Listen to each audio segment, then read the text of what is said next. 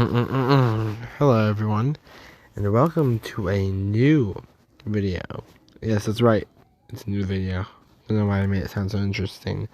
Anyways, today what we are going to be doing is, in a world where alliances just don't exist, there's no NATO, none of that stuff going on, none of that. World War II did happen, there were allies and stuff, but after World War II and the Cold War, just everyone went isolationist. And now, 2022, they all stopped being isolationist. Well, actually, it's more like 2021. They all stopped being isolationists and started making alliances again. The first alliance, and here's the first alliance that's going to be happening: the USA. Let me just color in their whole country because it's a pretty big one. We also have this. And Canada become an alliance after I color in Puerto Rico. Boom, okay. And Canada, who, since they're in the alliance, will just make blue. Okay. So Canada and the USA are allies now. And after that, the next alliance, which will make green, will be France and Britain. Along with, let's just go with France and Britain. They're just the allies that we know and love for now.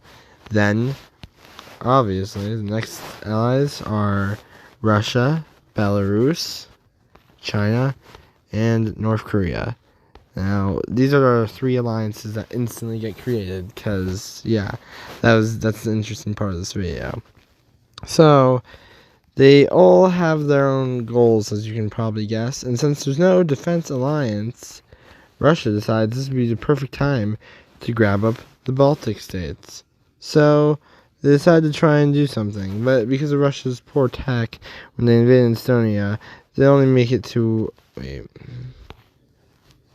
only make it to about here before Estonia stops them.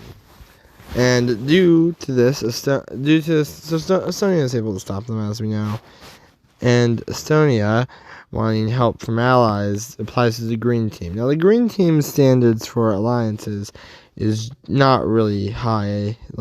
They're good. You have to be a good military and everything, but they aren't like NATO, where if you're in the middle of a war, you can't join. So, obviously, boom, Estonia joins. And they push Russia back a good bit, I'd say, to basically all the way to the border.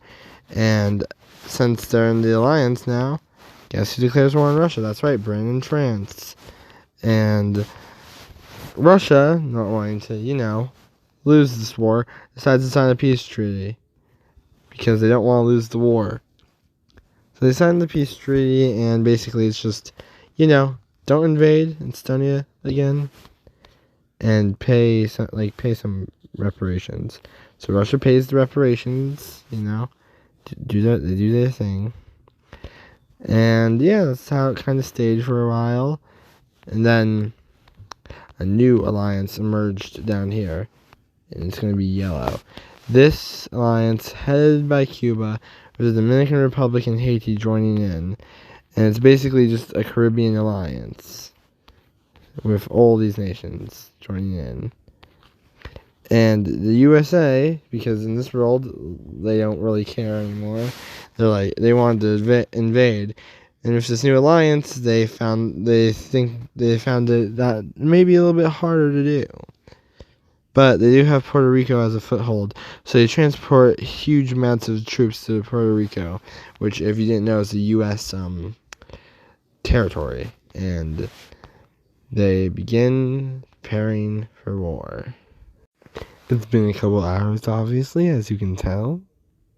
Probably more than a couple, but I had stuff to do. But now I'm back, and we're gonna continue this. So let's begin. So they're getting ready for war down here, and while that's happening, a little interesting thing happens. And you're probably wondering what the whole interesting thing is. And it's that Taiwan has made an alliance. Now I need to think of a color for the alliance, so I just went like with this turquoise. So what it's Taiwan, South Korea, Japan, and what else? Oh yeah, and the Philippines. Now, why are all these nations joining up? Well, they're all in a similar like area, and basically they saw what the red country did up here, and they're thinking maybe we can take on the red country, aka China. Like I said red country, but like, I meant China, Russia, and North Korea. And they're thinking we can take these people on because they're weak. They lost the war and stuff, so we can take them on pretty easily, they thought. So they started planning for that, but then a new ally joined in, Pakistan. Pakistan, wanting some things from India, joined in. And along with them joined Afghanistan, because the war on terror still did happen. And they still beat the US, so they joined in. And because of that, Iran joined in, and so did Iraq. And yeah, and Israel didn't join any alliance yet because, well, the war on terror happened. That doesn't mean Israel and the US are allies. Anyways, this is the current Red Alliance, and now the Blue Alliance is a little scared, so they need more allies, I think. So what they do is they ask Indonesia to join. Indonesia, not really wanting too much from the Red Alliance at all, refuses, which doesn't help. So the Island Alliance changes their name to the South, to the Southeast Asian and Southeast Pacific Alliance because of who they were trying to add next. Vietnam, thinking Vietnam might want a little from China, and Vietnam did, so Vietnam joined. And this was the current alliance. And then they asked India to join, and even though India didn't really fit the description of the alliance's name, India joined. And this would be a flashpoint for a big war. Meanwhile, you see our big boy, Red Russia, is exporting oil to most of Europe. And seeing all the allies they got, decided, let's try and get some more. The first one they recruited, Germany. Now, why did they recruit Germany? Well, obviously, Germany is a very big importer of Russian oil. So they're like, why don't we add Germany to our alliance? And then they're going to do a classic World War II. That's right. What happens next was a thing we all know about, and it was the division of Poland. Poland fought hard. Yeah, they fought hard, but there were no match for the two super powerful nations crashing down on them, and well, they got annexed. Poland went to Russia, with Belarus being like a corridor splitting them apart. And this went to Germany. Let me just redraw the borders. Okay, the borders are fixed. And Britain, Estonia, and France, seeing this, quickly went to get allies. And Ukraine, being a split off of the Soviets, joined. And I forgot to... Oh my gosh, I can't... This is so unprofessional. I forgot to color in Crimea. Wait. What just happened to my... it doesn't matter.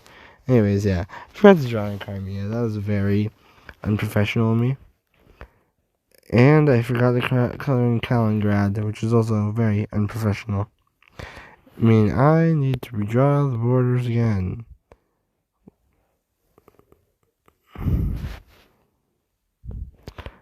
And I gotta change the color because it was wrong.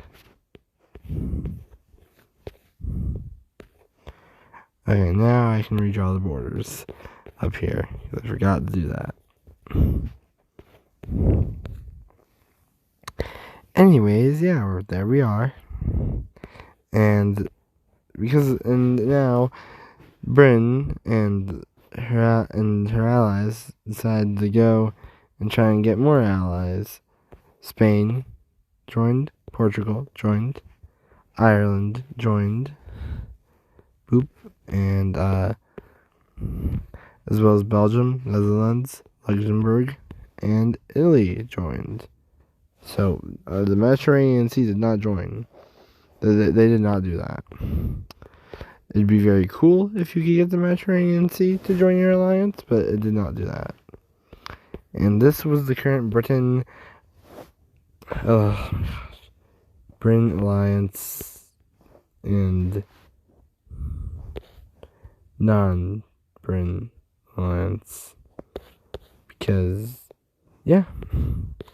And this is where something very interesting happens that we're gonna do before we move on to part 2. The Blue Sea Alliance and the Green Alliance decided to sign a treaty where they would both go against the Red Alliance, and they both declared war. And you want to know what happened next?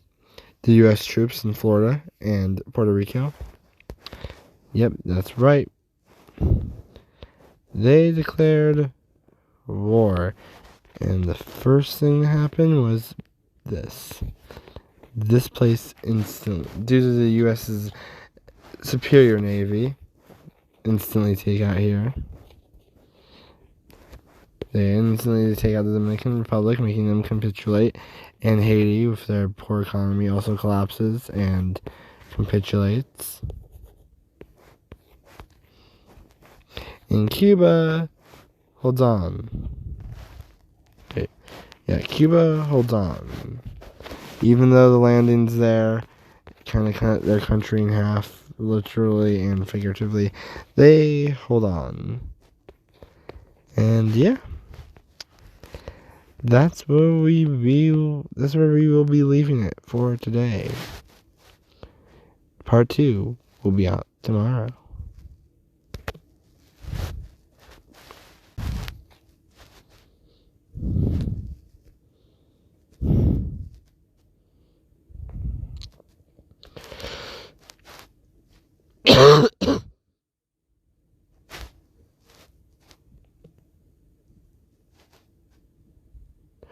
Oh, frick. I didn't end the video, did it?